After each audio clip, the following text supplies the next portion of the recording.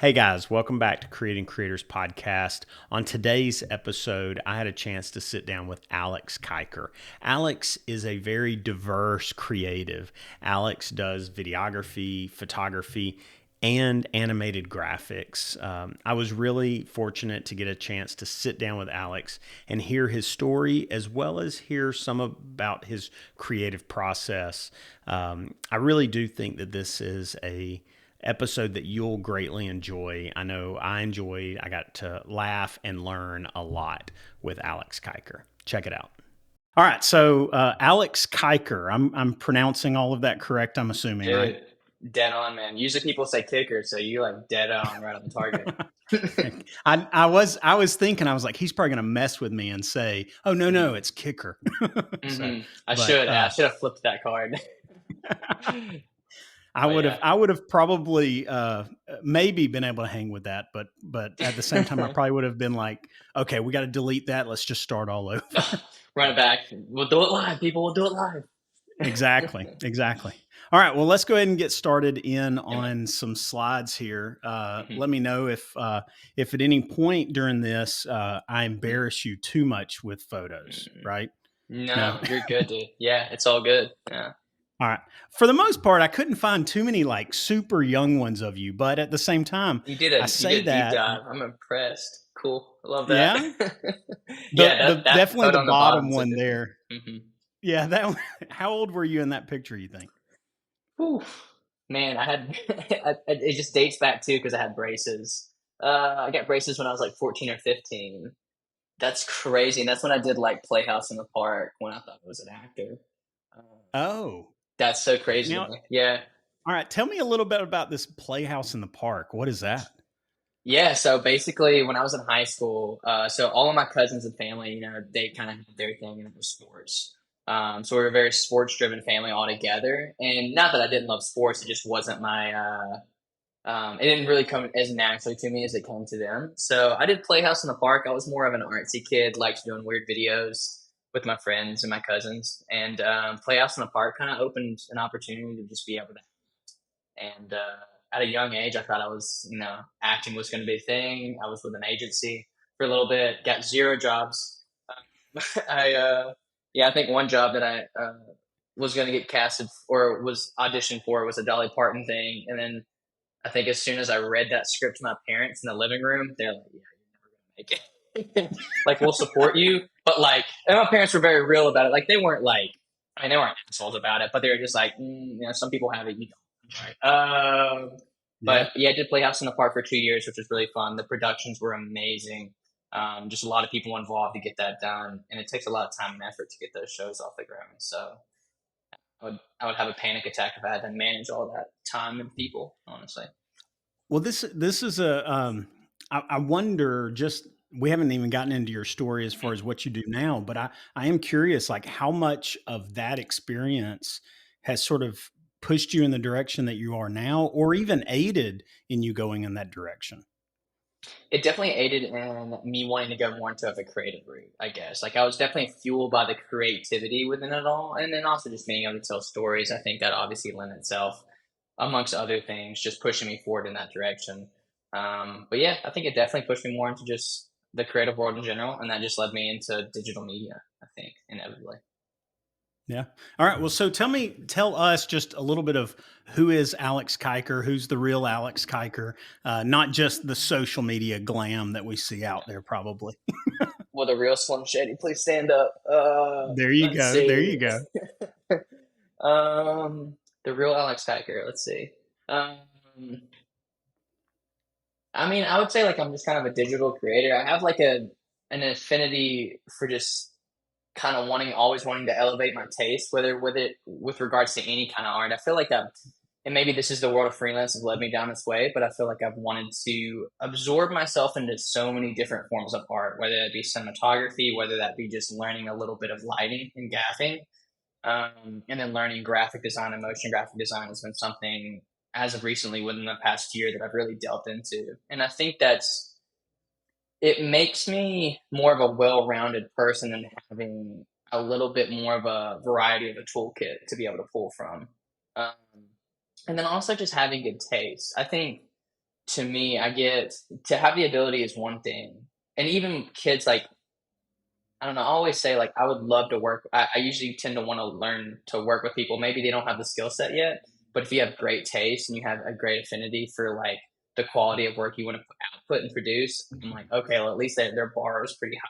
So I try to do that I try to do that and be a proponent of that myself as well. Yeah, I would say that there's certain things that anyone can learn, but then there's Mm, certain things that not that you can't learn what good style is or good mm, like a good design, but mm, definitely I think that's something that takes a lot longer to develop. The mm, how to use Premiere Pro or how to use After mhm, Effects or Illustrator, any of that kind of stuff, mhm, you can somebody can learn that really mhm, in a relatively short period of time. But mhm, the eye for design is something mhm, that sometimes people will just naturally have because of the mhm, influences they've had in their life, but some for people sure. have intentionally sought it out. So I Mhm, definitely agree. If you can find somebody with a great mhm, eye for design, maybe mhm, even a great vision for it, then at that mhm. point, you've got somebody that probably is going to be a lot more enjoyable to work with than somebody that you're sort of feuding with on design issues. Absolutely, absolutely. Yeah, if you can kind of get on a level playing field with regards to where your tastes are at, beginning the project. And that's something I never thought about either. Um, I feel like to me, I feel, and this might be imposter syndrome with regards to this, but I do feel like I fraud a little bit with design because I do feel like there are certain things in design you can do to kind of cheat your way to a good look. And I feel like I take full advantage of that, which is not a bad thing. I think as long as you keep practicing with different types of design, I mean, obviously your skills will get better. But yeah, for the most part, starting out there's some cheat codes to good design stuff too. So, but I would be yeah. curious to know more about that, and I want to. Mhm. I definitely want to follow that up because I want to know what some of those cheat codes you think are. But first, Yeah, yeah, if you don't mind, I'd like to move into a little bit about your journey because I want to know where you come from and how. I mean, you talked a little bit already with the yeah, theater kind of stuff, for sure. but what else sort of was pivotal in your journey towards becoming Hmm. a creator, Hmm. a cinematographer, a designer, any of that kind of Hmm. stuff. And also maybe Hmm. in that you can actually. I don't know that you do classify yourself under one central title, but Yeah, curious about the journey to get there. absolutely. And I feel like I guess to kind of preface this too, I don't think I would ever go as far as to call myself a designer or a graphic designer. I dabble. I feel like I dabble more in that world, but I wouldn't call myself. And I feel like me even just like listing out the cheat codes design. Some design people will be on here being like, "Bro, that's so wrong." Like, Well, I'll say this this: man like thinks he's it's got it sort of figured out. it shocks me because to be honest, I don't know how long I've been looking at your stuff. It doesn't feel like it's been like it definitely hasn't been like multiple years long Mhm, journey that I've sort of followed with you. I've mhm, definitely scrolled back through your stuff, but I would say I've mhm, been following you probably over the last year. And during that time, I would definitely classify you as a graphic designer and a motion VFX or not motion VFX, that's the company, but you know what I mean? Like for sure. Yeah. a motion design designer. Like that's Mhm, the stuff I've seen from you most recently. And mhm, I mean, I've got your Instagram page pulled up right here beside me now. And it's like the work that I see from you, mhm, it's impressive. Now, again, you may say there's this imposter syndrome mhm, or that mhm, you just simply cheat code your way into it, mhm, but I would say, and I think a lot of graphic designers would, and I'm not a graphic designer, but I think graphic mhm, designers would also echo the fact that, dude, you are a graphic designer. You're doing great designs, mhm, and I love the motion stuff, mhm, the actual motion design that you've done, and that's definitely one of the reasons that I reached out to you is I was like, man, this guy's doing stuff that's different than some of the people that I've had on here before. But at the mhm, same time, I think you can talk a similar mhm, language because you do shoot and edit mhm. and do general like commercial type work as well. Absolutely. And Am I wrong I in all really, that? no, I think you're pretty dead on, man. I appreciate kind of like that little bit of reassurance. I think more on my end too. And yeah, I guess, yeah, it was just really one of those ways. And that really set me up. The graphic design and motion graphic design stuff was one way videography was obviously my trade, and it's still like my main trade that I make income with. So motion graphic and graphic design was kind of like an escape, I guess, a little bit, and then it inevitably led to just a few jobs here and there. But it was just kind of a nice escape, a nice way to kind of, I don't know, it was a nice way for me. Like you can work on other jobs and other stuff, but this was like one thing that I had to myself where there was no input from anybody else, where I could just kind of create anything I wanted and make it quick too. So you get that like sometimes with sets, it takes a little bit of time to get everything together and the people together, but you get that instant gratification when you can just throw something in After Effects, and you're like, oh, like this shit's dope. Can I cuss on here? I don't know if I can cuss. I feel like I've Yeah, yeah. already like. No, no.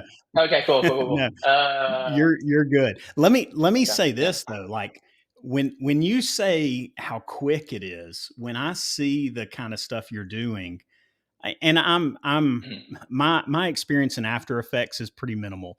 I mean, I Sure. do Yeah. occasionally get in there for stuff. Um, most of the time, I'm usually figuring out that I don't know what I'm doing while I'm in there, if that makes sense. Mhm. But the stuff Mhm. you've done is nothing quick about it. Now I know there's always Mhm. those like Mhm. shortcuts and Mhm. you've got all the, I'm trying to think of the terms, like the, Mhm. not the equations. What do they call that? The The expressions. Yeah, like the expressions. Thank expressions you. that you put underneath the layers. Yeah, yeah, yeah. Yeah, so like Yeah. I know there are ways that'll speed things up. There's also Mhm. templates For out sure. there that you can get, but to get what you're getting out of this stuff, even if you Mhm. started with a template, like Mhm. your designs are a lot further along than just, hey, I'm Mhm. going to quickly jump into After Mhm. Effects and spit this out. Mhm. I don't see it. I mean, how long does a design take you usually? I guess it kind of depends. Yeah, I think maybe what I meant by that point was just with regards to just I don't need anybody else to get it done. So I can kind of just I can be in a coffee shop, I can be at home, and it's just me creating this stuff. But yeah, generally like that poster, that the high water poster, took me a minute because I just had I had to go. I went online.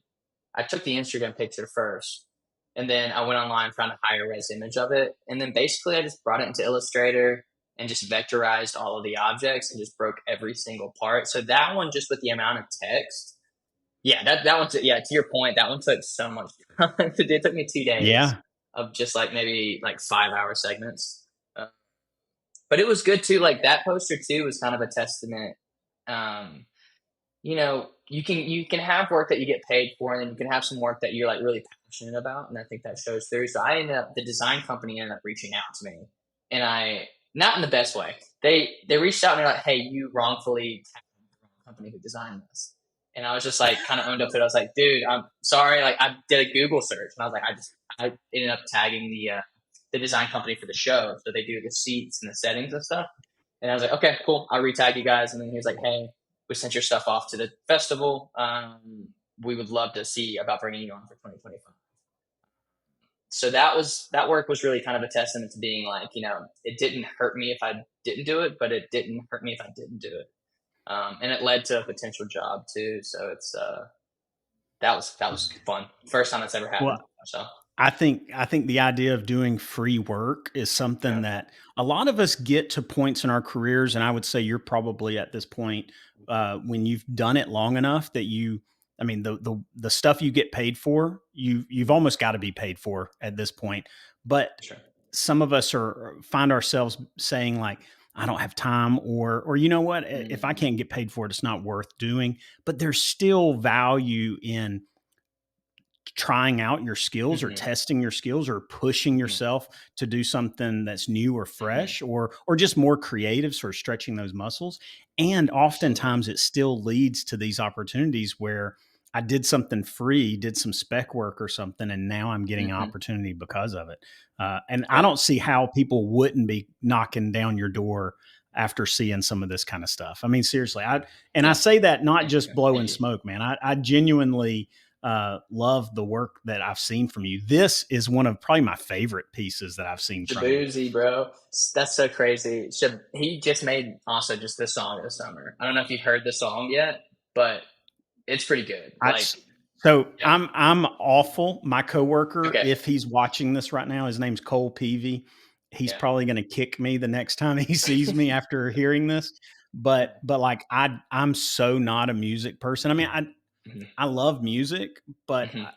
I grew up in a time when I was listening to music, I was Mhm. not listening to the good music. And so as an Mhm. adult, I've sort of grown more of an appreciation for music. Mhm. And and now I'm behind on it all. Like I Mhm. don't know people, I don't know names. Yeah. So but That's like anyway, TikTok for me. TikTok, when people talk about songs on TikTok blowing up, I'm like, not on TikTok. I have no idea what you're talking about. I'm like, and I'm happy to not be in that world. yeah, But yeah, I yeah, wouldn't be able to carry on those conversations, but I do recognize good design, and I think just the motion to this image. I yeah. love how the girl in the front there on the bar stool, like the Mhm. cutout of her, and the fact that she's got that slight little wobble. The cutout on the Mhm. main guy there, and on the I'm assuming that's the singer, right? The one that's there Shabuzik, on yeah, yeah, leaning on the he's pool in the middle, table. yeah. Yeah. Yeah, So I mean, just he's an his little interesting guy. movement. Yeah, yeah, Well, man. now has he seen this and done anything with it?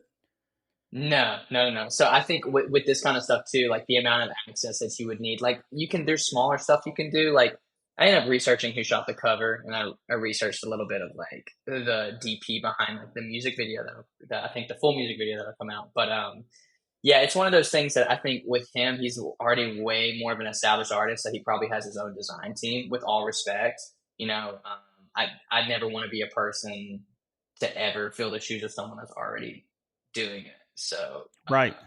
I'll keep in my lane. It's he already has a designer, a motion graphic designer. But I made that because I believed in the song, and I thought the song was, to put it in quotes, I thought it was a banger. So I was like, I got to make Well, something to it. Yeah. I think the design you did here is great. I love it. What Thank was you. Thank you. already part of the elements for this Yeah. design? Do Just the you like poster. you said Yeah. this is when you say poster, is Mhm. it's more than just the photo. Were the circular words already there? Was the No. a bar Mm-mm. song at the top already there or Mm-mm. That's and they ended up doing some. I think they ended up releasing the cover with the branding. If the title would have been there, I would have picked a font that they probably would have already used in the actual cover.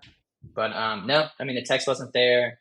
I basically just downloaded the image through Instagram, and then just thought of like the easiest, most creative way to break it apart. Really, yeah, kind of that's it's fake not it till you make easy, it. Yeah, man. yeah, man. Well, I mean, I think what it takes is it takes like you said, easy. And I can imagine there's some Hmm. easy elements to it. Obviously, we're all imposters at this point because none of us are cutting up film and Hmm. none of us are Hmm. starting from scratch with Hmm. animations or even Yeah, Photoshop yeah, now with generative feel and all of that, like how it yeah. senses a subject. Like Generative we're AI all used a little bit of imposters. that. Yeah, like Say when that I cut out again. Shabuzi, I generated an AI the background of him, because when he comes up, you have a split second where you see the behind. But yeah, where it Right. cuts off his head, if you pause it and you see what the generative AI did to it, it looks like a jumbled mess. But it's so quick, it doesn't matter. Yeah. But I mean, but even still, the idea of you saying you cut it up the easy way, like the way that the shapes come in, sort of the sort of, um, I guess, four different quadrants of the Mhm. photo. I still think even that, even if that was like your easy way of doing it, I think the elements, the fact that it didn't just come in with four solid corners, you've got Mhm. some jagged edges and you've got some misshape Mhm. pieces to it. I think it looks great, man. I think you did a great Thank job you. with it. I really Probably appreciate the that. other thing that I noticed, let me see where it is. It may not be on here. Your your design you did for here it is, Nine Ball. Mhm. Mhm. Now I am familiar with this song and I'm Mhm. familiar with this video. The video was phenomenal, man. And Matthew McConaughey. Who doesn't love Matthew McConaughey? I don't I'm think you can be telling a you. true It's Southerner and not like Matthew McConaughey. I don't think well, it's a possible thing. so many of his characters that he plays, especially this guy, it's like Hmm. you hate him and you love him at the Yeah, same time. You know, like for sure. he's this sleaze bag father that's Hmm. like basically pimping out his son Hmm. as a pool player. And yet he's one of those characters you can't help but love at the same Yeah, time.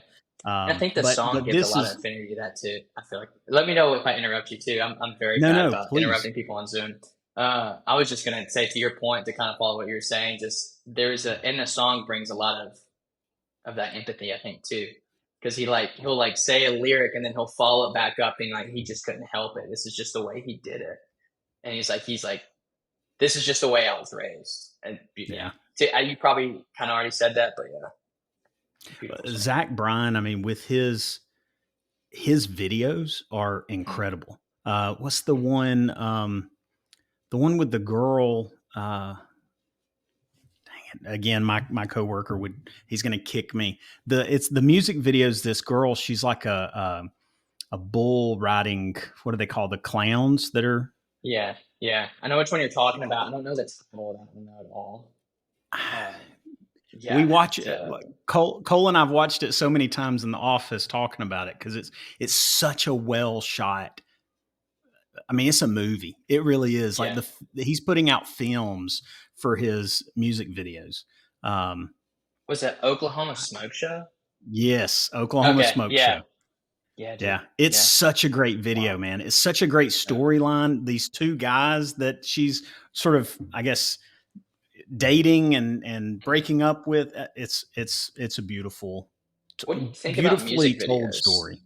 Yeah, I Say that feel again. like. What do you think about music videos? I feel like that was one thing. Someone said it recently. Conan Gray. I listened to an interview with Conan Gray, and he just released an album, and he said, music videos are kind of a dying thing. And to me, as an audience member, and I think a lot of people who follow an artist and are passionate about an artist would feel the same exact way. Like that's their visual connection. It's interesting to me to see the dynamic of music videos are dying, but yet I don't think there's ever been more of a hunger for something visually stimulating from an artist after they release a single. I do not see them as dying. I see Mm, them as morphing. mm, Well, I say that maybe not morphing. Maybe mhm, I mean I think of Michael Jackson. You go back and watch mhm, his stuff. They were yeah, movies. I mean, mhm, Thriller is not just a music video. Thriller mhm. really is. I mean, cinematography at that time. I think there.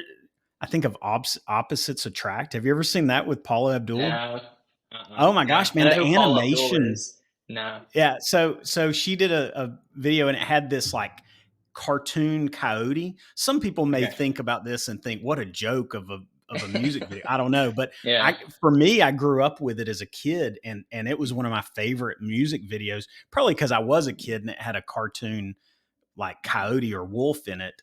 Um mhm, but man, the edges that they were pushing then, the boundaries that they were pushing beyond, uh, mhm, I feel like even then they were doing incredible storytelling mhm. in music videos. And I think people like Zach Bryan, maybe sorry, there goes my I got to turn that You're feature off. This like bubble that good. pops up, but Yeah. but anyway, I think people like Zach Bryan, man, are doing some incredible stuff to maybe make it more than just a music video. I mean, you don't have people just sitting there or Yeah. dancing in the background while somebody's singing. You've got an Mhm, actual story being told and shown. mhm.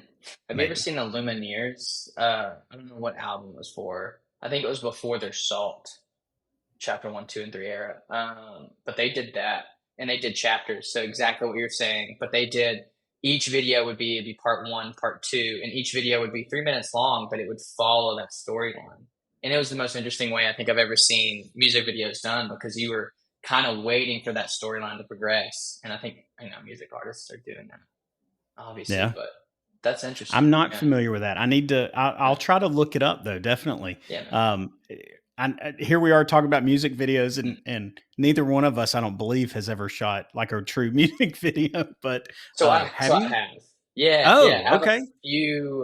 a few on our website. I shot what are the ones I'm most proud of though? Charlie Argo, Hold On Savannah. If you You go know what? to yep, yep, yep. I did know you did this because I did look at your website. I forgot. Yeah. So this one here, the Yeah. Hold On Savannah. Charlie Argo, that one's a really, really fun one. And also I just love Charlie. Who's just a really good dude. He's from Selma, Alabama. And living in Tennessee, but just a very good dude. Yeah, we So shot you that. shot? Did you direct this, or were you just DP, or were you everything on this one? We had a crew of like basically two. It was me, Maggie. Yeah, it was me, Maggie, and Charlie. And Maggie owns Purple Magnet Productions, and she brought me on. So yeah, we kind of went back and forth, but Maggie for the most part directed the whole piece.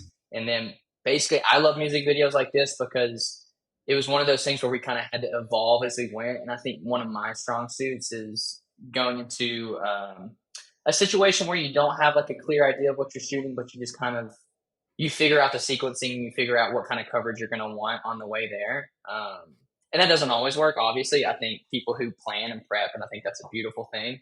I just tend to find myself in situations where there's less pre-production and you kind of have to think on your feet, Well, which these that's not the shots best look way. great, man. Yeah, dude. Yeah, These, we got a bunch of that I old mean, cars from a guy.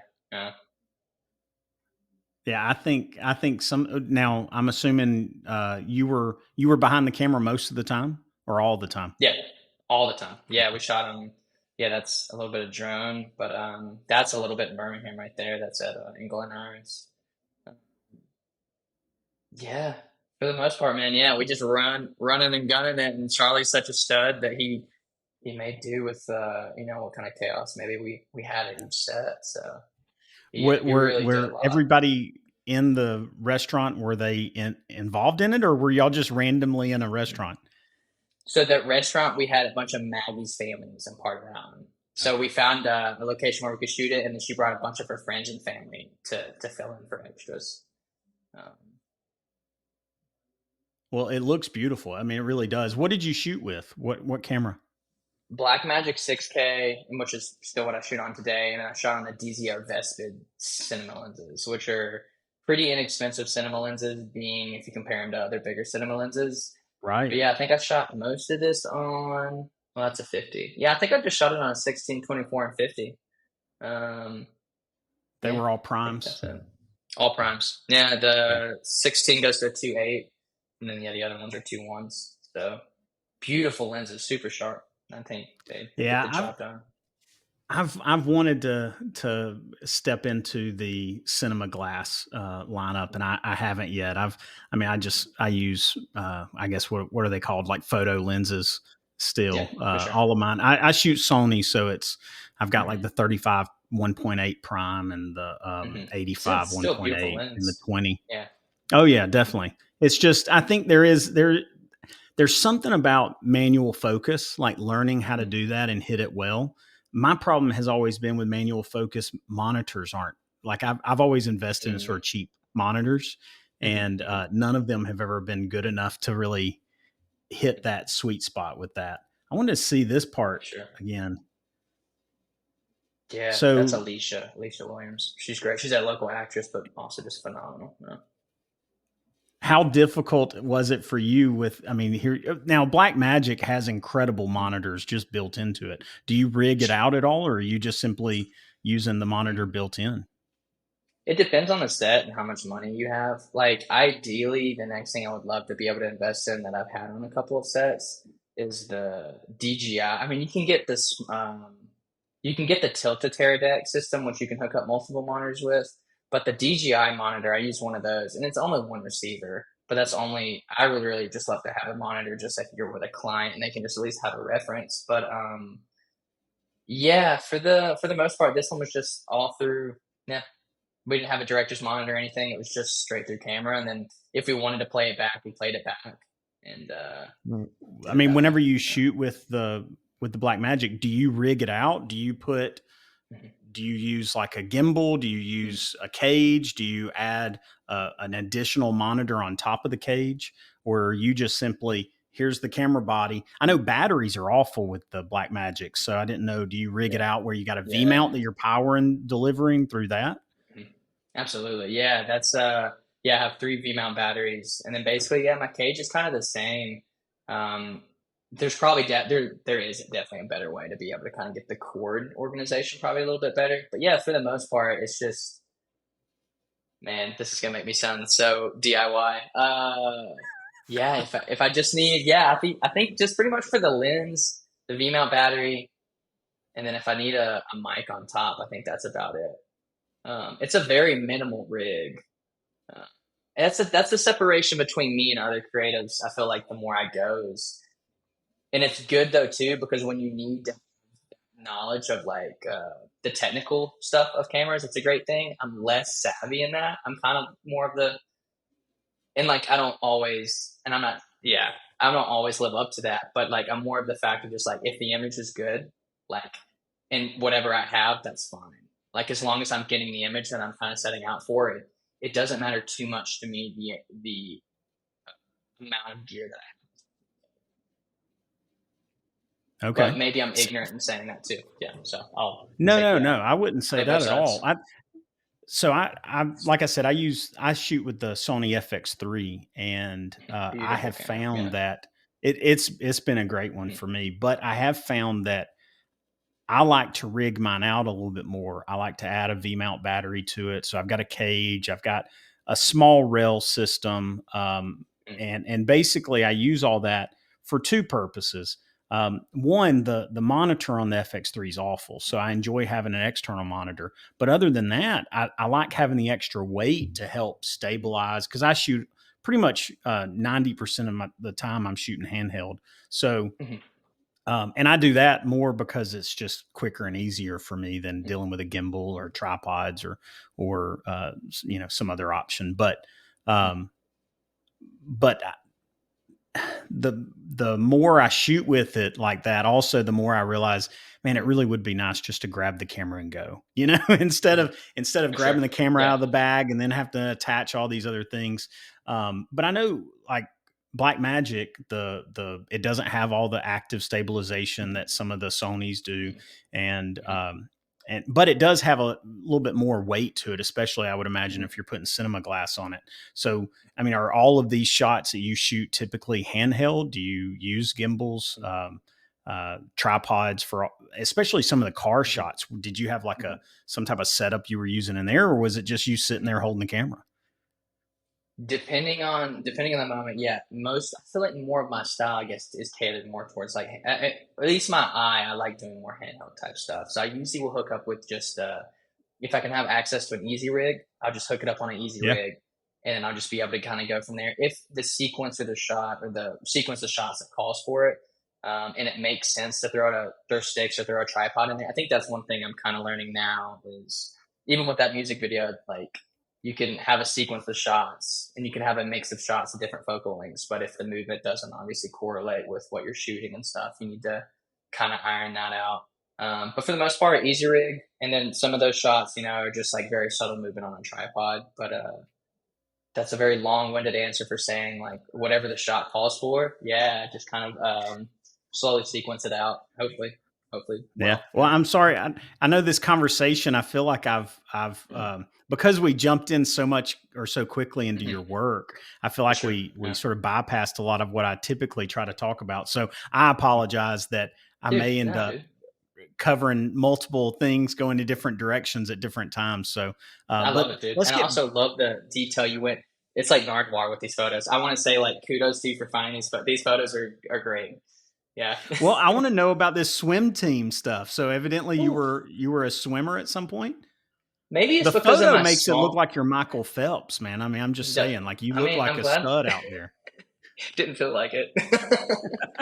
I was drowning on the inside. I was taking it that shot. I took in so much water, and I think it. And I was gonna say like I think it's because I'm like 5'6", 5'7", and I think maybe because of my small stature, I just feel like I have a confidence to be able to think I'm a good. And I don't know why my coach put me on. There's so many things. She put me on butterfly, and I'm 5'6", 5'7", and I'm like at the starting line against 6'6" giant beauties of swimmers. Um, and I'm just like, there's no way. And I tried my best. It was, one of those David and Goliath stories, and you know, Goliath definitely Did won in that one. So I was about to say this is not the David and Goliath where David wins. flipped So it. Yeah, not the Disney, yeah. not the Disney version. No. Well, tell me about your model time here with the car. I'm assuming you're modeling there. Yeah, that's it's so funny too. This reminds me of something that times I'll go back home to see my family in Mobile, and they'll always have questions about photos. Sometimes I'll post like, "What were you thinking?" So I just basically there was a time where they're like, just what were you thinking, Alex? Like, we just have questions for you. And I was like, I don't know what to give you. Um, basically, yeah, I did. There was a time within my Instagram that I did a bunch of self timer photos, and I tried to make them creative. Like, I'd give myself credit for trying to make them look good. I think some of them look okay, But yeah, I just did a bunch of photos with my iPhone and just for some reason thought I was going to be the next hashtag shot on iPhone model, I guess. Yeah. Yeah. Yeah. I mean, hey, it Yeah. could have happened. It It could was a have happened. phase. It was a phase. Hey, Yeah. if I put more Well, effort into it, maybe. Yeah. hey, Um, I tend to believe that if you just simply yeah. set your No, eyes on something and plow ahead, you can make it for happen. sure. I really A believe hundred that, percent. especially in the A hundred world of percent. social media nowadays. So, Have you ever read just the book The if that's Alchemist what at you all? want. Say that again. Or have you ever read the book The Alchemist? I have not. That's kind of what they say in that book. I read that like right out of high school, and it was one of those things where in the book The Alchemist was like, if you create it, it was something along the lines of if you create enough opportunity, luck will follow, or something like that. And that's always stuck with me. It's like if you create enough opportunities for yourself and enough work, luck will soon. You'll generate your own luck almost. And I think a lot of people say Yeah. that in different ways, but yeah, Yeah, I think it's totally true because I think so many people look at creatives and I learned from people like Peter McKinnon and Matty Hapoya. I mean dude, yeah, Jesse Driftwood. These people that you know, at least among videographers, are sort of hmm household names. At least the ones that came up in YouTube world. hmm Um, yeah, and those guys, a lot of people look at them and say, "Man, they got so lucky." But if mm you look back and actually study the history of those guys at all, they've been plugging away for decades in some mm cases, before they ever really made any money. A lot hmm of them left their full-time jobs and joined in, just went all in on YouTube or whatever content creation they're making, and they risked a lot. They risked their yeah, families in cases. So, and definitely, I think looking at your stuff, I can mm see, if you were suddenly, and forgive me if this doesn't come across, but if you were suddenly picked up by some agency or mm even somebody like these music artists, and they're like, "Hey, I want you or mm. to do all our stuff from now on." Like, I don't think anybody could really look at you and say, "Man, he got so lucky." It's For the sure, work for you're sure. putting in, those free jobs that you did, or just the creative expressions you did that took hours Mm, and hours of time. But ultimately, like, it's almost like you're building your skill set and your resume, mm, and sort of your reputation all at the same time with this stuff, and that creates the opportunity for luck mm. to sort of come into the picture. Yeah, absolutely, man. And I feel like that's definitely a good point to it too. It's like taking account and taking of all of the hours that you spent getting just leading up to this point to be ready for that. Yeah, it's kind of like the all of that hard work has led you up to this opportunity being able to show itself and you being ready at this point, kind of thing. Yeah. That's Very, really very cool. little Yeah, luck involved in that, and intentional hmm preparation. for sure. Yeah, man, Yeah. All right. absolutely. So we talked a little bit about your journey. Let's talk a little bit more about your work. Yeah, We've already talked about yes, the sir. 9 ball. I know you do a lot of photography. I mean, I don't know if Mhm. what do you do professionally? What do Yeah. you do and get paid for? Let me ask that. Yeah, so my main thing, it's kind of a crazy thing. I feel like I do spread myself maybe thin to a certain degree because of all the stuff I do. But photography and graphic design, at least for me, are just outlets where I can just kind of have take away the pressure away from stuff I get paid for. I think when you get paid for stuff, it and that to no fault, and I'm definitely not trying to insinuate at all. It's just opinions kind of come into it, and you get paid to be able to listen to opinions and be able to translate those opinions into your work and into their work, which is obviously what it's all about. But I think photography and stuff and graphic design was just one of those ways where it's just like there was less opinions, there was less monetary gain from it, so the amount of pressure that was on it was less, and that helped me, I guess, progress a little bit more. But what back to answer your question, videography is my main thing. That's my bread and butter. That's what I get paid to do. I'll usually get subcontracted out through agencies and production companies. So whatever they need, I'll try to be best facilitate that however possible they need me to. Did you at one point work for AL.com? I did, yeah, yeah. I worked with their branch, their media branch, Red Clay Media.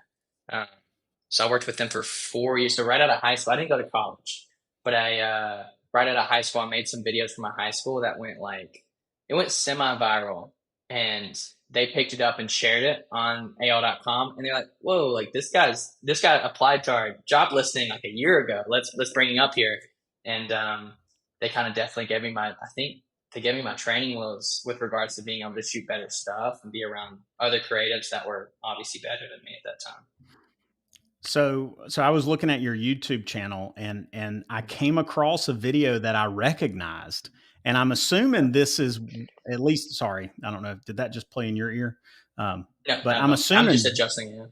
No. Okay, I'm assuming this this is one of the videos you're talking about. Is this correct? Yep. Yeah, Yeah. that was the last one we well not the last one we did, but that was like the second to last one we did. And that's when we knew at that point we knew we hit the mark with the other ones, but this was the one where we hit the mark and we also started the mark. We started a trend. And that's we were the first ones to be able to do something like this. So it worked. Yeah. Yeah, I remember seeing this specific video, and I was telling Crazy. my Yeah. coworker Cole, I was telling him, I was like, man, I've seen this video before. I can't remember who. Like, I saw it and talked with people about it. Like, it was really. First of Yeah. all, I work for Dang. a school system, so I do video and Mhm. photography for Shelby County schools, Okay. Gotcha.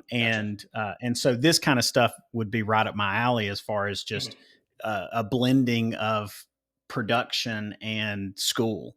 Mhm. And I'm assuming this guy's the principal. Is that correct? He's not the principal, he's a sociology teacher. Oh, And okay. I have to give credit to this guy. Like all of these ideas were originally his. I was just there to be able to kind of get whatever vision we could kind of possibly both come up with, and he just made it. And also, too, to his credit, I think he like partially ripped something in his knee during every take. So I always remember it because I was like, bro, we need to do one more take. I need another angle. And he would just you could see the level of kind of anger in his face. He was just like, bro, my knee is killing me. I was like, we got to get shots. I don't know what to tell you. Well, he He definitely crushed it. sold it because I watched another Yeah. one that you Yeah. did that was also with the same school, and Mhm. it sort of I mean no disrespect to the other Mhm. people that performed in it, but it definitely didn't have the same level of energy that this guy brought. Like Oh, this yeah. guy was all in on it, and I can imagine as the teacher he was, and I'm assuming was it his brainchild sort of idea? Yeah. Pretty much. Yeah. He Yeah, was like, he had the idea of like the greatest showman had just came out. And this was the year he left that school, so we kind of wanted to go big. And yeah, yeah, he was just like, basically, let's do a Greatest Showman. And the crazy thing about that too is wildly. It probably I don't know. To me, that choreography is chaotic, maybe because I was there, but we choreographed that all within the day. So we were just seeing what was happening, and then we did a full take, and we're like, okay, let's do this. Let's have the students do this, so we can keep continuous movement. But it was the most impressive feat that we've all been able to pull off with being able to get choreography that looks uh, yeah. like No, I thought it semi looked okay to great. watch. No, Well, and you ended up getting them to do it enough times to where you got the shot yeah, on the ground and you got the shot with the drone. Like that's yeah, impressive. I've worked with schools yeah, and students before. I don't think I've ever worked with this many people at one yeah, time in a school. And I've not been able to finish things in a day. And here you are, sure, for this many sure, people and yeah. still able to finish it. That's impressive. He also That's cool. too, Coach Moody also has an aggressive personality. So that is also an accreditation to him as well with regards to he would yell at the time. He was a soccer coach too. So he brought that aspect here and he made sure everyone was on point. Everyone was kind of scared of him a little bit, which Yeah. in this regard, he was like a first AD, I guess. He was a perfect first AD. Everyone's in line and a great producer. He made it. Nice, nice. Well, that was really cool, Wow. and it's neat after seeing that so many years Yeah. ago to then be able to have a conversation with you. As I was doing my research, I was like, I can't believe he created this video. That's awesome. So Dude, I props, appreciate man. you pulling that up too, man. You're like making me go down history lane and kind of forget about this stuff a little bit. So I feel like credit to you for being able to pull that up. That's pretty cool. Well, well, you're what you call history lane, I call yesterday. So I mean, Yeah. I'm 40 Yeah. now. So for me, 2015, what was that? 2015 was that what year you did that? That was after It's 2017, I think. oh, okay, It's like yeah, 5 yeah. years ago. Yeah. Yeah, it says Five, six. six. Yeah. Six. Okay. Gotcha. Um, Yeah, that was So 2018, good but to go. still 2018 Okay, wasn't gotcha. wasn't that long ago. I probably have socks that I wear that are older than that. So, Oh heck yeah, dude! Dude, never let go of those socks. Those bring a little bit of the I'm magic, whether you believe it or not. there you go. There you go. My wife would not agree with that statement, but I Fair, appreciate it. So, totally fair. Yeah, uh, absolutely.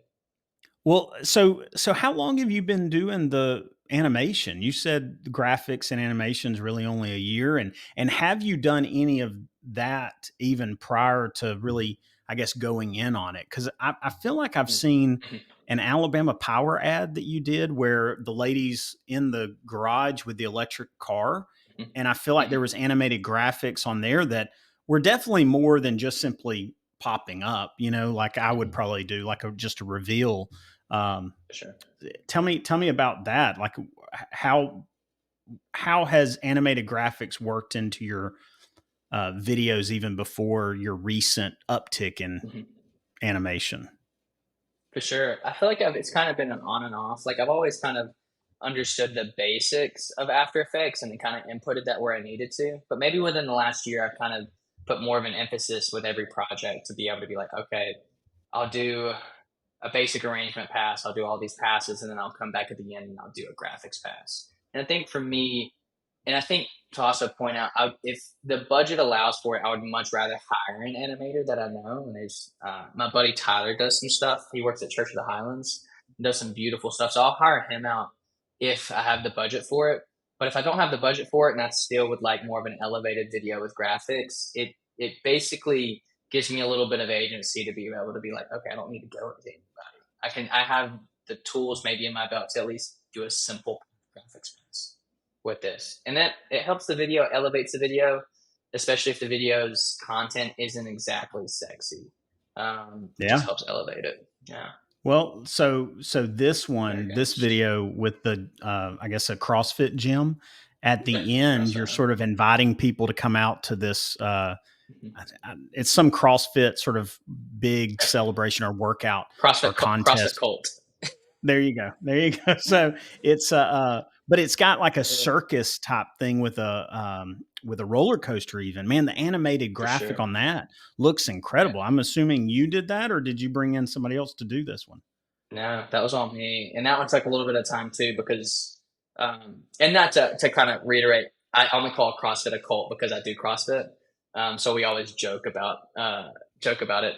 John's gym is amazing, but yeah, I didn't have the original graphic for that, so I kind of had to break that apart the best I could with masking and vectorizing what I could. So that one took a little bit of time, but I was super happy with it and put a little bit of sound design. I think meshed everything together.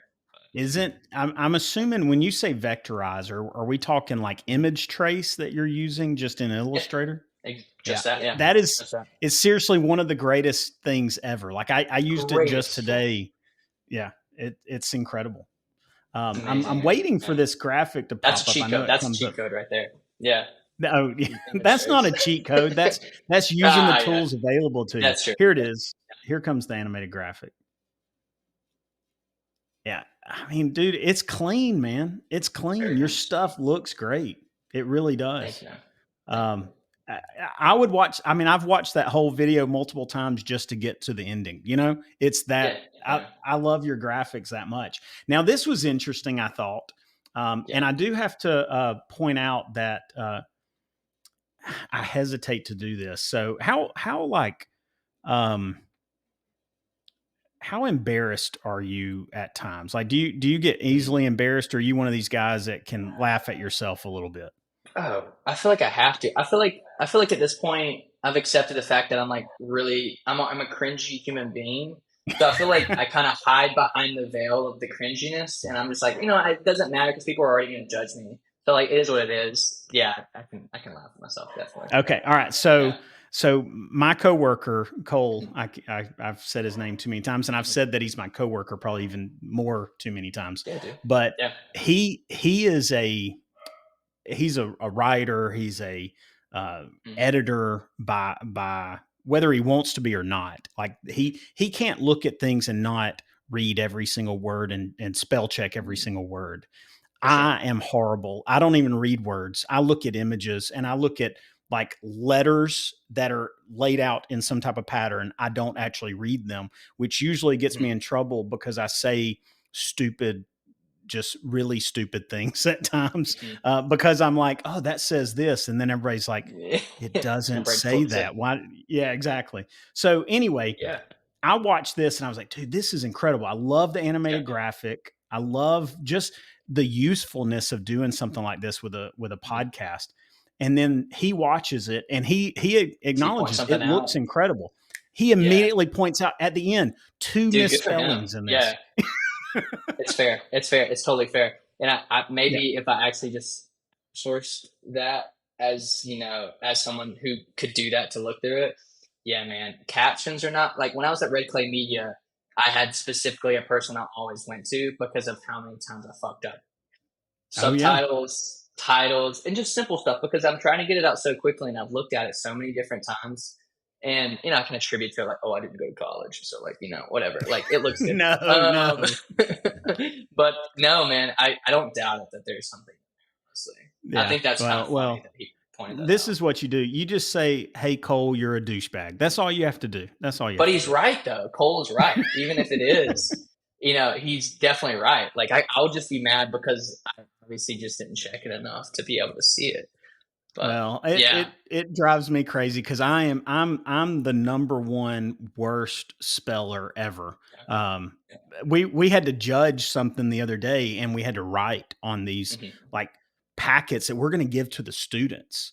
Hmm. And Hmm. and I'm like, I really don't want to do this because I'm going to Yeah, misspell stuff on the yeah. back of their packets, and then these kids are going to On see a it and be like, stage. Yeah. "Who the hell was this? They don't even know how to spell this stuff." So, Respect level but goes down. It's like, are we supposed to be yes. learning from you? Like, what is Yes. what's going on? Yeah, Yeah, exactly. yeah. Yeah. So anyway, and I did. I missed the whole time. I'm like, wait a minute, is it the I before E only Yeah. after I forget. Dude, So the I yeah. E O U stuff, like the vowel sounds, like still mess me up to this day. And it's like my biggest out is like aesthetically, people, it looks amazing, and I'm just gonna put all of my money into that. The spelling, yeah, there will be something wrong. Yeah, yeah. Well, if you ever need an editor, That's just funny send though, it over to Cole and dude. I he'll do might it. might do that honestly. I think it's one of the words is exclusive. Whenever it says Spotify exclusive at the very end, Yeah, and I think yeah, the that other makes one's the sense. automobile we just passed. I think Okay, automobile was gotcha. the other one that he said. So just There's not FYI, even an I'm excuse for sure. that though. Yeah, that like those words I can spell. That's crazy. That sucks. I think it's probably like me, man. You're typing it, Yeah, and then yeah, I'm one. Once I've typed it, I don't ever go back and like. sure. Now I do because Cole sort Yeah. of made fun of me too many times, so I have to go in and Cold there on it your is. There it back. is. Exclusive. Yeah, It's exclusive. Yeah, exclusive. So there's no C in it. So I did look at that on me. I'm purpose to get your attention, honestly. So you played right into my ploy. yeah. It was so there's more comments on your video. That's what it is. Yeah, Exactly, I exactly. like it. Engagement I is engagement. I need you to do one for one of my episodes and then Yeah, misspell everything, just everything all honestly, through it. Yeah, we can that's definitely do that. We'll put a warning graphic up, like like the rated R in 17 yeah. stuff, and we'll just put like warning. There will be misspellings in this. Honestly, that's a great thing for anybody. Warning: there is misspellings within this video. Sorry. And then people like Cole can just suffer because people like me Honestly, won't ever notice it. So, for sure. Yeah, but yeah. all right, let's Purpose for go that. on Yeah, and something I want to ask you, especially considering the wide array of stuff that you do, for sure. as well as the history that you've got to all of this stuff. What's one of the biggest challenges that you have now? And it could be just getting jobs. It could be related to the work itself. Mm-hmm. What do you see as one of the biggest challenges that you face in being a creative? Mm, And that's a really broad question, so there's no wrong mm-hmm. answer. For sure. Yeah. Challenges. I think generally, and I've had conversations. I've worked on bigger sets, but and I don't think I would have an issue with working on bigger sets, but I have less experience working on bigger production sets. Maybe where I'm leading. Um, that's maybe the biggest challenge. And other than that, like maybe going into a new city and how to lay like plant your feet into a new city. Like I'm trying to go between here and Tennessee at the moment, and it's been a big challenge just being how do you create opportunities? How do you create connections within a city you don't know anybody in? So that's been the newest challenge, at least for me, is just bouncing back between two cities. Uh, I've seen you doing a lot with music in Nashville right now, yeah, right? for That's sure. cool. Yeah, I mean, What kind of stuff are you Nashville's a good doing place. specifically there? So I just did a shoot yesterday with a musician. I guess just generally, I'd love to be able to shoot covers for musicians. I'd love to be able to do a wide gamut. I'd love to hook up with a musician. That sounded kind of weird, but I'd love to be able to partner with a musician, partner with a musician and their team, or even just like a company like Spotify where it's so music focused, and be able to create graphics or create images for them specifically. And I think that's where drive a little bit more is being able to create a relationship with an artist and then be able to kind of tell their vision a little bit. And an artist, obviously, I believe in. Um, that's the What were short those term goal for that stage those now. photos you shot with that artist? What were they shot on? What are you Oh, typically shooting yeah. on now um, for your photo stuff, especially? Do you mind if I pull those up real quick? Yeah, dude. Go for it. Okay, because I was looking at those probably I guess earlier today because you just put these out. Um, by the way, Jacob, Dude, what's crushed Jacob's it. last name? What's his Jacob last name? Garrett. I think it's Garrett. Garrett. Yeah, Makes Jacob. sense. Jacob is impressive. He's a great photographer and shooting on film, man. That's you don't have the all the Yeah. luxuries that we have in digital world where we can see our exposure and everything nowadays. So No. I learned especially so much from him with concert. regards to film. Yeah. Yeah, that's impressive. But anyway, we'll talk about him. Hopefully, I'll have him on sometime. But these Yeah, dude. photos, Right. these are really impressive stuff, man. I mean, first of all, this one you even said how you felt like you were shooting an HBO drama series. Yeah. This photo looks incredible. I love it. Can you first of all tell us what you're shooting with, and then also tell us sort of like some of your process to Sure. photography in general? Yeah, I feel like the biggest thing with me, so the lenses we shot that on were probably the most basic lenses. They were the cheap Rokinon Cine glass. Yeah. Um, that's what, What yeah, camera are you using? Sony, Sony R, not R, no, just Sony 3, Sony A7 III. Okay, yeah, yeah. That's Yeah, I just got rid of my super good. A7 III recently. That was my Nice. first camera, and a neighbor bought it from me. He's starting to learn Heck yeah. photography. It's like and so I was like, this is a great camera to start with. Yeah, dude. But Yeah. yeah, What did those are you great upgrade to? cameras still. So I've got Yeah. the A7C, which is what I'm actually got right here, and then I've got the FX3. So the A7C is just a little bit more compact. It's got a few upgrades with video specs.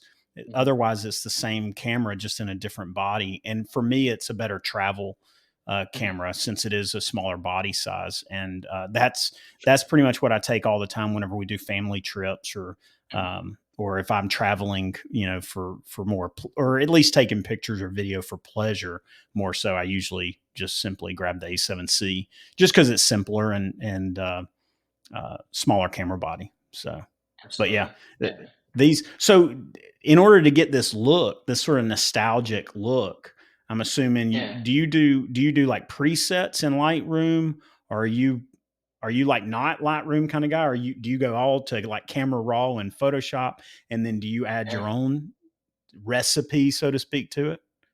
Mhm. Yeah, man. No, that's no, for the most part, yeah, I just shoot in raw.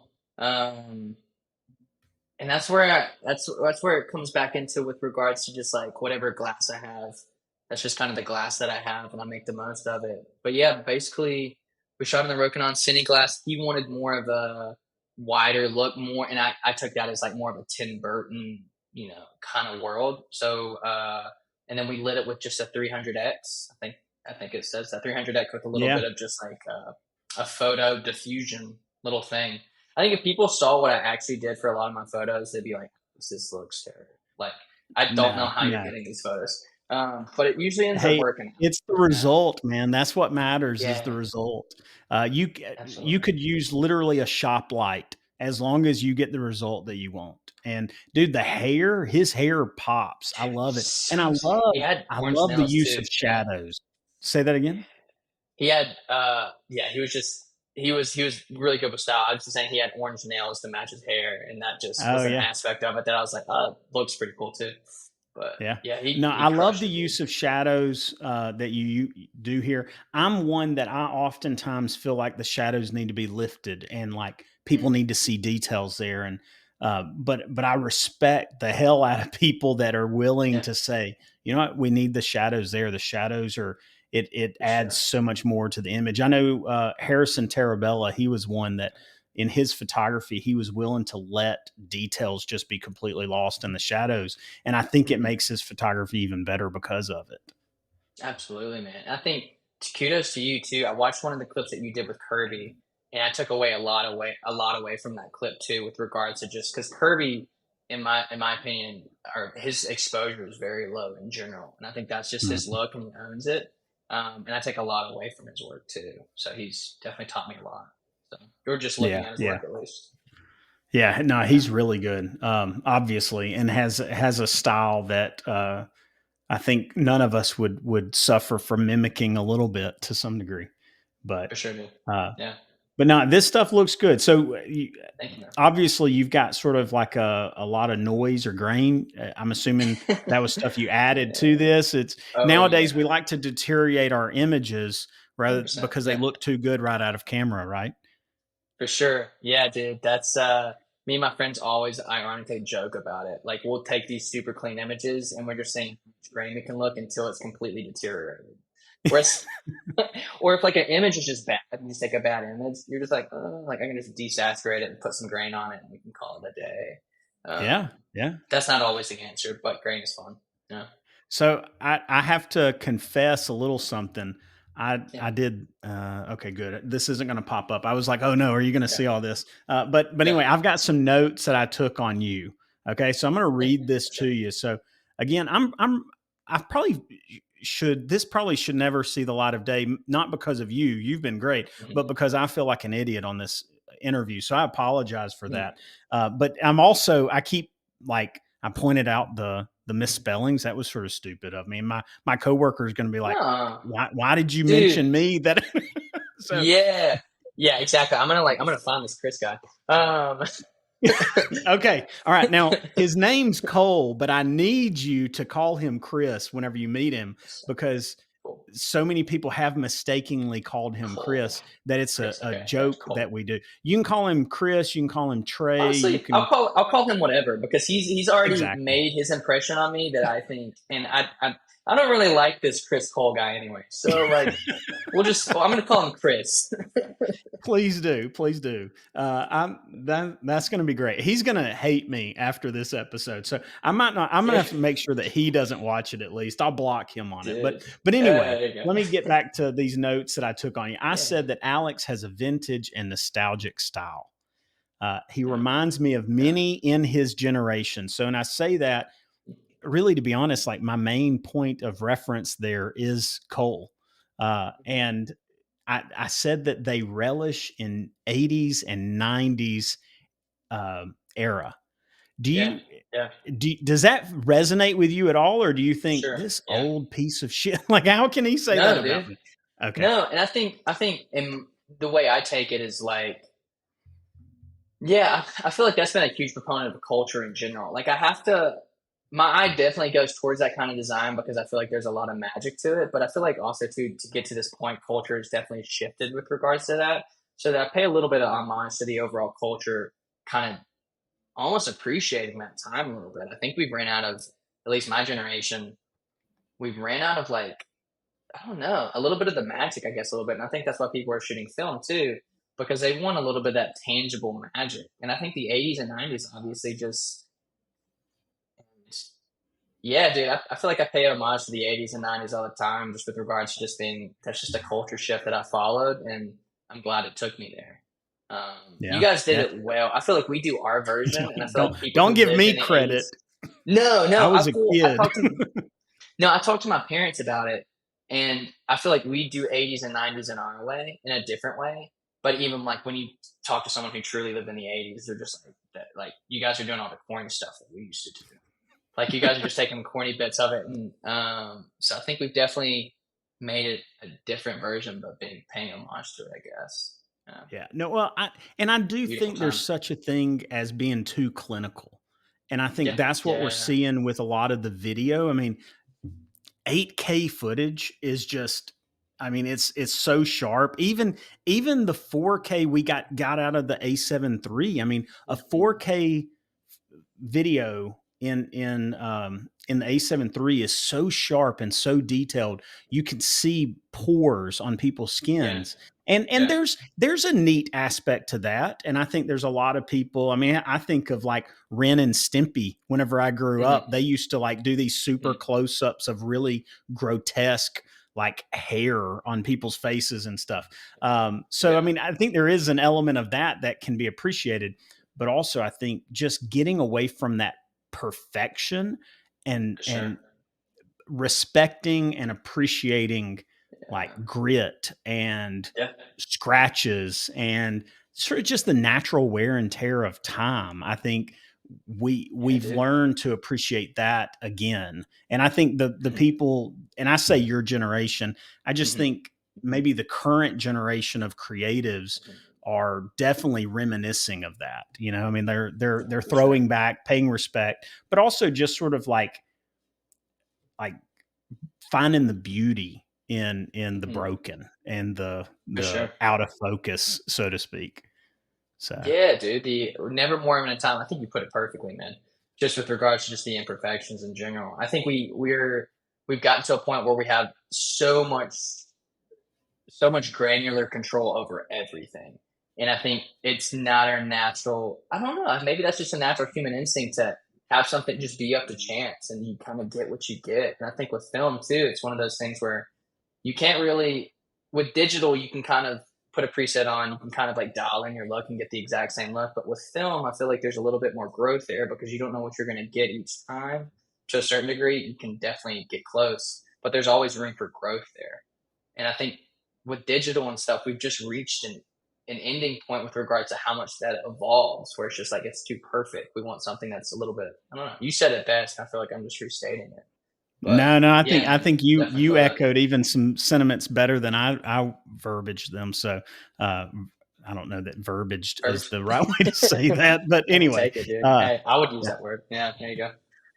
All right, so I dug a little deeper and tried to find at least a younger one, but evidently this one's not you younger because you must be 15 at least to be driving. At least I hope. We might have evidence of you breaking the law or your parents breaking the law, or maybe this is you taking your parents' car without them knowing at this point. My So uncles were sheriffs, so we got away with a lot of stuff. No, no, I'm just kidding. I Just kidding. We never did that. That was in well my tell cousin's car. Yeah. Or sorry, well interrupted you. no, you're good. You're good. Tell me this, what looking back on where you came from and where you are now, what kind of advice would you give maybe a young person now that maybe is looking at you thinking, man, I want to get to where I'm doing the kind of Yeah. stuff that he's doing, or what would you tell yourself just knowing the journey that has Sure. gotten you where you're at now? That's a really great question. Um, what advice would I give someone? I feel like the biggest piece of advice I would say is just like don't wait for someone to give you the permission to shoot what you want to shoot. Um, because to me, even in the smallest aspect of things that have really progressed me forward, I always say what's on your reel or what's on your website is on your reel or it's on your website. Like people don't know what you can do unless you put it out there. And for you, and I did this too. Like I basically pigeonholed myself and basically it was like I got to wait for a client to come and me be able to do something creative for them. Instead of now, it's kind of flipped with regards to just being like, this is the kind of work that I want to shoot. That I have to go whether I'm paid for it or not, and I have like the funds to be able to do it. Obviously, um, let me go try to make it, and at least it's on my reel at this point, and I'm able to kind of package it up and send it and be like, I've done this before. And I would say Yeah. that to anyone, and with whatever gear that you have to, like I'm starting on a 5S, which is much better. I mean, you talk about 80s and 90s, and way better comparatively to like what 80s and 90s obviously had, but with whatever gear you have, figure out how to use that gear to the best and most creative way you possibly can. Like, and that's even with the Rokinon glass too. Like, I use a lot of glass sometimes that is not deemably the best glass in the field. But to me, those restrictions and maybe not having the best thing makes me think about it in a different way and a little bit more creatively when I have less gear, less things to be able to make it. So I always try to see it as an opportunity to kind of creatively think outside of the box if there are limitations or restrictions, I guess. Yeah. Makes Yeah, sense. I agree completely with what you're saying. I think too many people are sitting around waiting for Yeah. the right camera to be in their hands or the right lens or the right job to be sent their way. And if you're going to wait to and hope that things just sort of land in your lap or to Mm, be given opportunities, then you may be waiting forever to really do what you want to do. And mm, it's the best camera I've always heard is the one that's in your hands, whether it's an mhm, iPhone or whether it's an old flip camera or whether it's, the latest red Komodo X or something. I mean, it's mhm. like any the camera that's in your hands is the one that you can shoot with. Go and shoot with it. The one that you For wish sure. you had, you don't have, you can't shoot with it. So Mhm, I think too many people wait around for the right scenario. And mhm, and again, going back to what we were saying earlier, the idea of doing spec work mhm. um, is not just great for you to learn new skills, but it's also great to demonstrate Mhm. the skills you already have.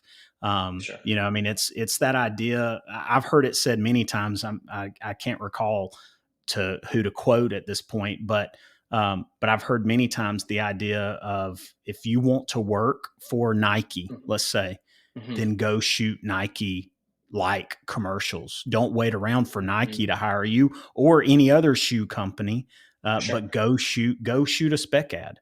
For sure. If that's what you want to do, that way you can demonstrate one Yeah. day to Nike or whoever that I can do this. And that's what I love about your animated graphics right now. The stuff that I'm Mhm, seeing from you, especially already hearing that you love the music industry and that you would love mhm, to work in it, and here you are getting paid to do plenty of jobs, I assume, or at least jobs enough to provide for yourself. mhm. But then you're also going the extra mile to say, but this is the kind of work I'd like to do also. And For you're sure. just doing it, whether you're getting paid for it or not. So props, man. I think you're doing some Yeah. great stuff. I love to see the work. We didn't even get into your wedding stuff, which to be honest, I haven't dug too deep into your wedding videos, but I know you do weddings. Mhm. You've done, or at least you have done weddings. I say that a lot of people try to get out of weddings Still as do soon. weddings. Okay, all right. So Yeah, you do yeah, yeah. weddings, It's you fun do though. Yeah. commercial. Do go ahead. Sorry. Oh, no, no, no. I was just saying it's weddings are fun. They're just a kind of a good extent. They're just more practice, honestly. Um, I, and also the income is obviously really, really good with weddings too. So I'm very grateful for weddings. Yeah, Yeah, I guess. yeah. Yeah. And Anyways, yeah. your commercial work looks incredible. Oh, I know one thing. I wanted to ask about this before I move on because I think we're almost done. And tell me Mhm. if I'm like abusing your time because we're definitely No, not at over all. the You're good, dude. hour that I try to keep things to. But Dude, I um, appreciate your time. Just, I feel like I'm a very uninteresting human being. So the fact that you've pulled this all together and made me look interesting, dude, you've done so much work that I definitely can appreciate. So I dude, appreciate your I time. I wish Cole was on here for two reasons. He would have kept me from saying some of the stupid crap that I've said, but then Or also Chris. also he would Chris. echo with me, Yeah. how in the world could you be an uninteresting person considering the type of work that you're doing on a regular Yeah. basis? So yeah, that's mind Sure. blowing to me. Sure. But to be honest, I appreciate the humility there. And I appreciate the drive to go further. Like I Mhm. think that's what you're saying to me, and my viewpoint is it's communicating to me that you are humble. Whether you probably wouldn't say you're the humblest person, at least I hope not. But you're humble in where That'd be you're. pretty counterintuitive. Yeah, exactly. I'm Um, so humble. God. exactly. Yeah. But you're humble because I do think you're talented, but also you're not satisfied with where you're at right now. So you're aspiring to more. Mm, So for that's sure. great. Absolutely. That's cool. Yeah, All man. right. Yeah, you So wanna yeah. Or I'm so I want sorry. to Go know ahead. about this. I want to Yeah. know because you've done a lot with This Is Alabama, I think, at least Mhm.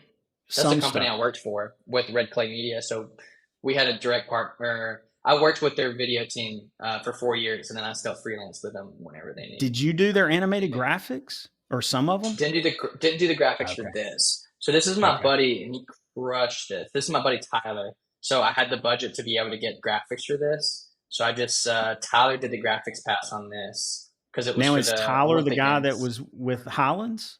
Yes, his name is Okay. Tyler Daniels, and he's so good, dude. It's so crazy too because he doesn't advertise a lot of his work. And me and his wife are slowly trying to work on that. But if you look at his work, you're like, dude, you're the most talented guy out there. You would freaking crush it if you just shared a little bit more. But Yeah. I like Tyler as a guy too, so he's easy to work with. So what was your I guess role in this video specifically? Mhm. So basically, it was just going to be kind of a basic video. I think like the final deliverable was like 4 minutes because we added more footage. But what I did is I took all the footage that I made, and this wasn't for TIA, this cut at least. This was just a Right. collage of all of the best. I tried to make it like a commercial.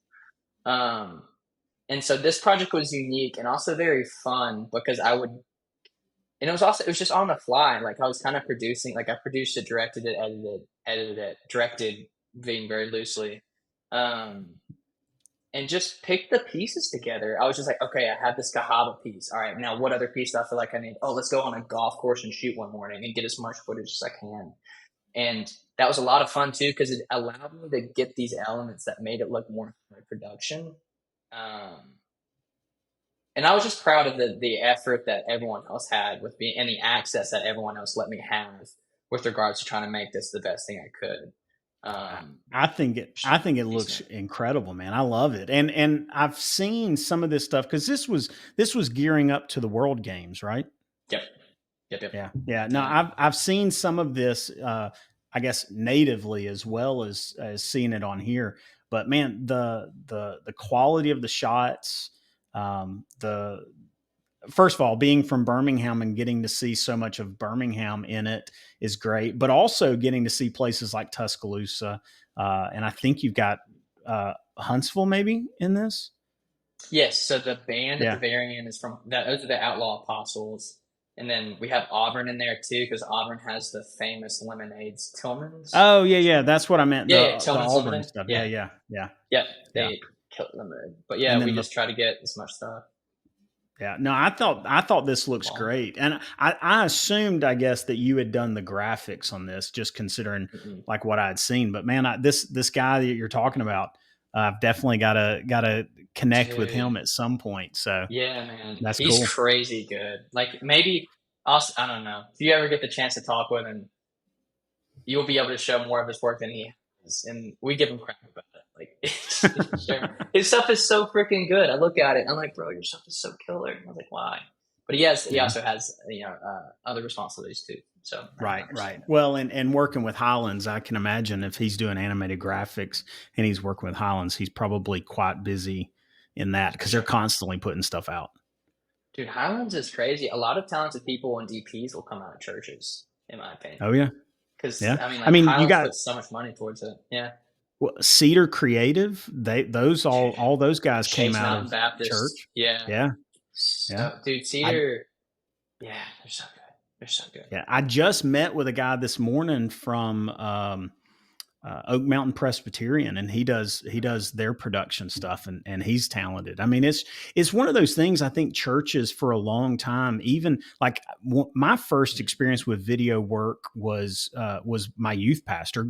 Well, graphic design and video. He was a graphic designer from Auburn, and this was when I was like late high school, early college, and Mm, he was hugely instrumental in me making the decision when I got the opportunity to step into mm, like I guess graphics or photography mm. space. When I heard Adobe, I thought of Greg Key. He was my Yeah. youth pastor, and but a lot of churches, it seemed like just the need for constant communication, video became sort of a natural go-to. And a lot of these youth pastors were pioneering video use on sort of a social level at such an early point, way before social media was even a thing.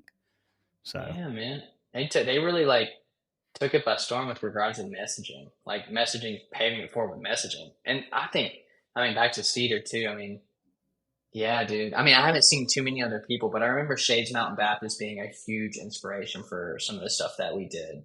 And credit to, Ethan, and everyone else who was on this team to be able to make those things happen. Those things were crazy.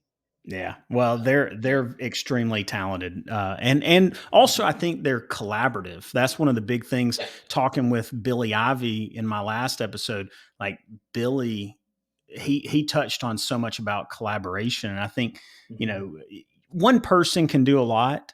Hmm. Especially somebody that's really talented, but you take that Yeah. same person and you put them with a team, and especially whenever you got people that like there's this person serving this role, this person serving this role, like that talent becomes like exponential growth, and then the success just carries even further. Like the product ends up so much better by the end of it because you don't have one person just getting worn out, which is usually my Yeah. experience. So Dude, yeah, I totally understand that, man. Yeah, man. And that's like the thing of just, yeah, I think that's just another level you hit too. Depending on what your role is and what your job is, obviously. Um, yeah, the work just gets elevated and it's just like a pot you put all these different flavors in and the product is just like, it just tastes better. It's just like, I agree. I agree. All right. So tell me what's next for you and in your career. I mean, it sounds like you're already doing a lot in Nashville. Is there already stuff on the horizon for you in Nashville? Are you making those connections you're wanting to? What's next for you in Birmingham? Are yeah, you where are you currently employed? Do you just do freelance or do you work for a company currently? just That was a freelance at lot. the moment, man. Yeah, no, you're good, dude. You're good. Yeah, basically it's just freelance at the moment. Yeah, I ended up leaving Red Clay Media 2020 and then been freelance ever since. And yeah, for the most part, man, I mean, kind of just general future, like short term goal, obviously to kind of land more of in a better position with regards to working with music artists in Nashville or working with a company, maybe being like the opportunity is good. Um, Working with a company like Spotify. If that, I mean, that's like, so I'm not saying the opportunity would ever come, but like if it did, I would love to kind of set out for that. But in most part, Birmingham is home, and that's where I make, that's where generally where most of my work is here, and I love the people that are already here. And also too, I want to kind of give maybe kind of segue a little bit and say like everything that I'm seeing here, especially, and you're kind of a catalyst for that too. The film community here in Birmingham has been really interesting to see and seeing people like Cedar, seeing people like Behan Creative Co., seeing people like, I mean, you have Cedar Creative and you have Cedar Avenue. You have all of these other like product 1504, 11 Productions, phenomenal production companies that are keeping their productions here. And then also people, I would say also too, I want to throw out Kristen Dober too. She's a producer at Oh yeah. Big Yeah. Communications, and she has really taken kind of the community and wanting to mold it into more of a film-based community and helping support that. So seeing little traces of that make me very happy to see and live here because it means it's kind of thriving and wanting to be able to be built up. They're not moving away. I think retrospectively, um, man, I want to use so many big words in this thing, but I just can't. Yeah, remember that moment where like, man, I want to sound so, uh, but yeah, I think before, I think a lot of people would take the talent and they'd move out west and stuff. And it's, to me, it's like, I think you have more access in a place, especially like Birmingham, because maybe it's a little bit more smaller than it, but you have more access to make greater things. And that's kind of how I've always looked at it. So Yeah. I'm I, still I excited to think live in Birmingham. Yeah. somebody, I'm trying to remember who it was that I was having a conversation with not too long ago, but they were basically saying that they really want more stuff to like use local people. That for the longest people were bringing in, or companies would bring in people from Atlanta or down from Nashville or even New Orleans, and because those were like bigger, I guess, you might those people might be used to bigger productions, but they really like there's so many people in Birmingham. You do have Mhm. people. I think it was Aaron Spigner actually who has Air 7 Media. Like Aaron really wants to see more opportunities for the Yeah, people that dude. are local and not bringing in these people from Yeah. Atlanta. Not that there's wrong with those people, Mm-mm. but it's just Mm-mm. we do have so much talent and hard workers right here Yeah. locally, and we've got the equipment locally. I mean, I was just looking at Next Level Productions. Yeah. That Yeah. guy has Oh yeah, he has a rental Yeah. house. Yeah, I mean, Yeah. you've got Aries, you got obviously tons of red right now in this area. You've got Aaron Spigner's got that huge like arm that's Yeah. on top of the car. What's it called? A Freaking moto wild. crane. Yeah. Yeah. Yeah, dude. Um, so I think we're doing some really cool stuff in the area. I've got a buddy in Tuscaloosa, Cedar Creative. His name's George Edmondson. Like Okay. they're doing some incredible stuff right now, and looking to do even more incredible stuff soon. So it's just a really neat opportunity right now in the Birmingham sort of central Alabama region that I think it's exciting to be part of the community, and even Mhm. more exciting like yourself to be like working with that community. So, Sure. and I definitely can Yeah. see more opportunities for your music interests Mhm. as well as your animated graphics. Like I could see so much Yeah. stuff soon in your future for that stuff. So props, Dude, man. thank you, man. I really Yeah. appreciate that, man. Yeah, dude. And Aaron Spigner, I mean, there have been a couple of instances, and yeah, Aaron's definitely a real one with regards to just wanting to kind of support the community and bringing those opportunities to the community. He's such a good Yeah. dude. Yeah. Well, is there somebody specifically that sort of Mhm. inspires you? Maybe somebody you currently work with, or somebody that you have worked with, Yeah. that sort of just maybe somebody that pushes you to be a little bit better than you were the day Sure. before, if that makes sense. Yeah, And dude. I'm Yeah. also want to know what in the world's going on in this picture. Oh, it's provocative.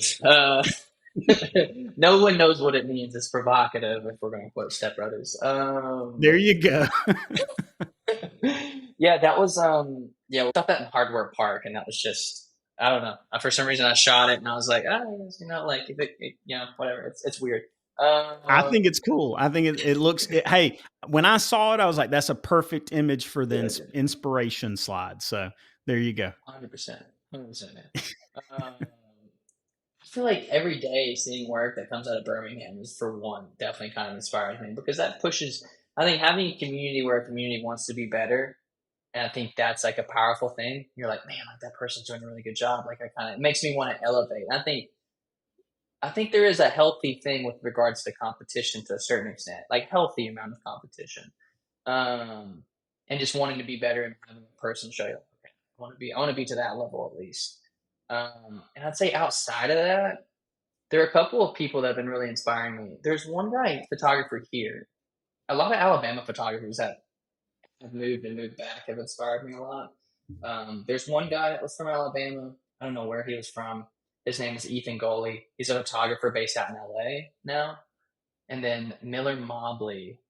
I think he might be moved back, but Miller did a lot of stuff in the state, and then I think he inevitably moved to maybe like New York or somewhere.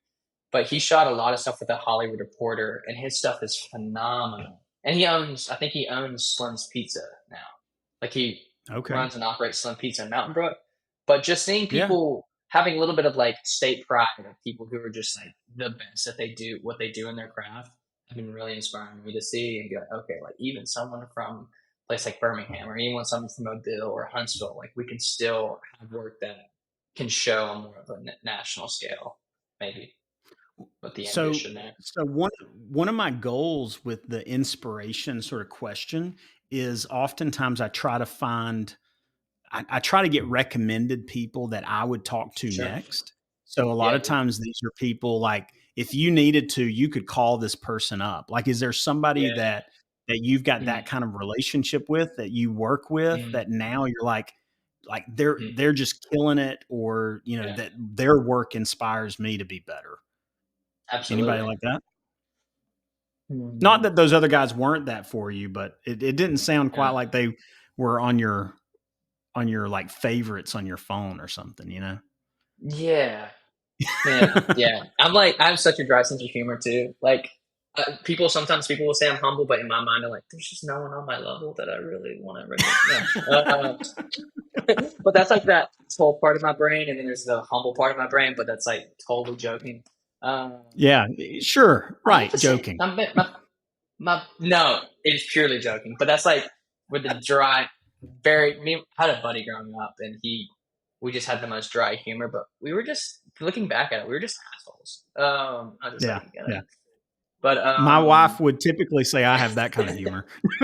dude, heck yeah, dude. It's like you only can like joke around that with people who understand it.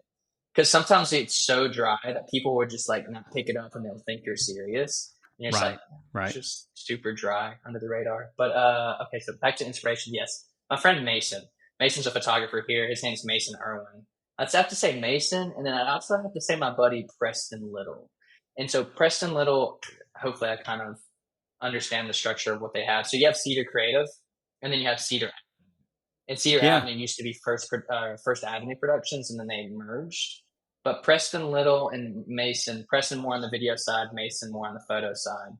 Um, they Were do they the guys both do that did phenomenal work. um, the Dropout restaurant video? No, the dropout video was Dustin. So Dustin shot that Not Dustin. Madison. Yeah. Wait, dropout Not bakery. Dustin. No, no, no, I'm no, thinking of no, the no, wrong no. bakery. That's Last Okay. Call Bakery. That was Last Call Wrong Bakery. bakery. No, Gotcha. Dropout is a restaurant at the Summit that I thought. What's the guy's name again? You were just saying. It's either Preston Little or Mason Irwin. Let me see. Preston Little. Maybe they did do something with that. I just don't remember it. He's private. Why do these people do private? What's the other guy? Mason who? Low key. Mason Irwin. Wait, Preston Little. Preston. Oh, Preston is private. Forgot about that. That's Cedar Avenue. Yeah, no, neither one of them did that. Okay. Maybe it was under Cedar. Um, Maybe. I maybe don't it think was I've just seen that under. video before. Yeah. They did. It was this crew of guys. Let me pull it up. Let me swap. Sorry, Okay. Nah, you're good, dude. this crew of guys. Okay. Are either one of them? Oh fuck. Yeah, yeah, absolutely. So the guy on the very the I guess on my screen on the very left that's wearing the black all black. That's Yeah, this guy. that's Preston. That's Preston. In the middle, so Hamilton's really good too. Hamilton's a very talented DP, but he directed this short film. But they shot that at Slim's Pizzeria, um, and then Morgan right there, who's manning camera in that black and white. Dude, you're showing me so many more people. There are obviously tons more people that I'm inspired by. Morgan is so young. Like I think he's like 21 or 22, and he's a color. He's a phenomenal colorist and a phenomenal DP. And They did a commercial, and I'm not seeing it on here right now. Death Cedars, yeah, Um, they did a commercial. First of all, their stuff for Alabama Power is incredible. I don't know if you've seen this. yeah, I've I seen think, this. yeah, Yeah, I their think Alabama Power Kirby. stuff. Yeah, Uh, maybe he didn't. Okay, gotcha. no, they're not. Well, they didn't say on here whether he did or not. But their stuff with Alabama Power looks incredible. They just do such a. I mean, it's just beautiful storytelling. It really is. That's Um, great. I mean, Grayson Walsh also. I know I feel like I'm throwing a lot at you. I apologize. no, no, no. All of those great. So Grayson and Yeah, and the team at Cedar Creative, like the three main guys. You had Grayson and Ethan and is it one Kevin? other guy. Who? Kevin or it's either Eh, Preston or Kevin. Okay. Kevin's one of their uh, producers. Okay. Yeah, maybe it was. it's I don't. I'm Kevin messing up Johnson. Yeah. names now. So No, anyway, you're good, dude. Yeah. three three of the guys I had on the Yeah. podcast, they were like on like the third episode I ever did. It was Harrison Gotcha. ended up pointing me to them. But Sure. anyway, these guys would be great ones to have on. Any of them would be. But I'm pretty sure these guys did a video for there's a restaurant at the summit called Dropouts. Okay. Or is it Dropouts? I think it's Dropouts. It's this idea that people that dropped out of culinary school, I think Yeah. culinary dropouts. That's what it's called. Culinary And dropouts. Okay.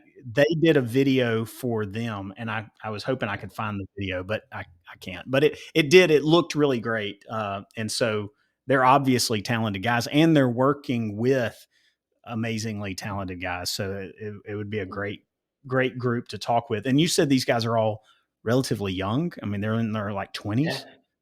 Yeah. Yeah. Yeah, so Preston, I think Preston's like 27. Morgan's like, hopefully I'm not butchering it. Hopefully he's not that young. or Morgan's gonna look at this podcast and be like, I'm not that freaking young, bro. It's like, He's like yeah, 21. stop making me out to be like a baby. I just think it's more impressive that he's younger than all of us, and yet his work is phenomenal. He did some stuff with Under Armour coloring it, and it was just fantastic. I was just like, I feel so good with his work. This is just beautiful work. I feel like that about everybody that I talk to. I mean, I was Yeah, even my coworker. I mean, Cole. He's amazingly talented musician, and yeah, his editing that he does because he's a musician is yeah, just yeah, leaps and bounds beyond what I can do. But I've just learned to yeah. accept it that I'm the old guy in the room and the least talented guy in Dude, the room. But that's okay. So I I know my think place. no, man. I think different trades. I don't know, man. Like, I feel like everyone brings something to the table too, and I feel like to a certain extent, I feel like you have a very unique ability to be able to bring conversations to the table, if anything. And like, I don't I'm know. I bringing feel them like that's dude. whether I It's should be much or not. appreciated. So Yeah, man. Like, I don't know. And you also have a unique ability to asking questions and finding photos that I haven't looked back at. Like, I don't I'm a know. These questions though stalker. too have been good, I'm a dude. stalker, and I'm a little too inquisitive. Maybe so. Dude, I think those But are strong attributes to have. I don't know. I would say well, I want to give like a little bit of credit to you for being able to organize this. And I think I don't know, man. It just makes the community feel more together when you can kind of hear the thoughts of the community. I guess kind of out there. well, I appreciate I it, man. appreciate it. I've enjoyed just getting to know some people. Sorry, I can't decide which view I want us to have, but we'll settle You're on good. this one. Yep. But I've really enjoyed getting to know people that are, I mean, people that I respect. You know, I mean, social media is really amazing. Sort of the access it gives us to people that we never would have known of or communicated with before. And it amazes me the people in Birmingham that have just answered random messages. You know, I mean, like For sure. when I've asked people like Cedar Creative, who didn't know me at all, I've reached out to them and they've been like, yeah, we'd love to be on there. Like let's schedule a Yeah. time. So I've been really appreciative of that. It's been one of those things that, and I was telling Billy Ivy this just in the last conversation, where I was getting burnt out recently, just with work in general. I mean, there's just a lot going Mhm. on, and I felt like this podcast was taking me away at times from my family when I when I didn't need it to, and and so I was like, you know what, I'm gonna interview Billy, and then after Billy, I'm done. Mhm.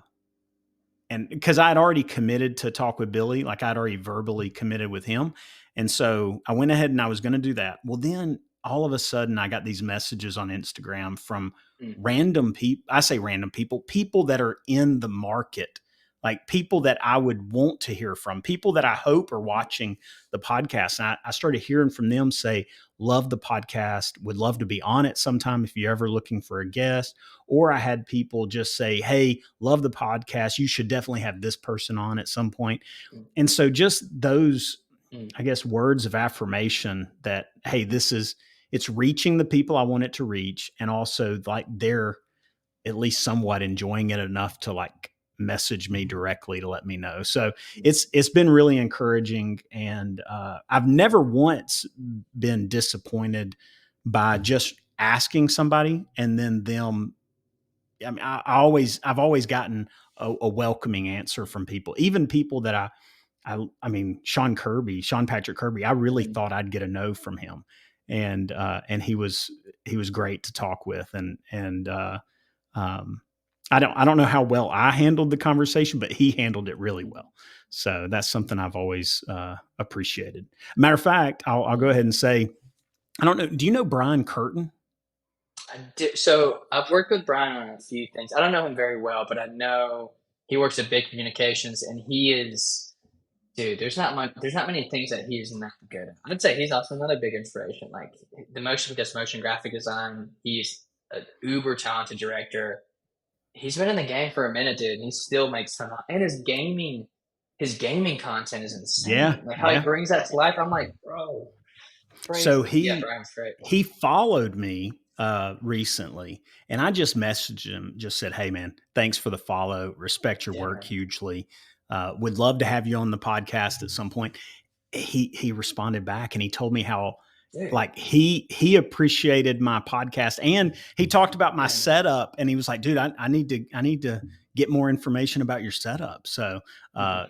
it was cool. I mean, just hearing from people like that I do have so much respect for. And again, just people that I didn't even know. I've met him one Mhm. time. This was a few years ago. And I never would have thought he would have remembered meeting me, but he actually remembered meeting me on set one time. Mhm. And so just stuff like that. It's just like I Yeah. appreciate the community, because the community is just like you've been a great example of.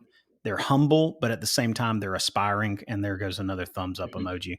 I need to stop that stuff. But anyway, uh, anyway, all that to Yeah, man. say, Alex, I really appreciate you being on this episode, and I think the work you're doing definitely inspires me and encourages me, and I look forward to seeing more from you soon.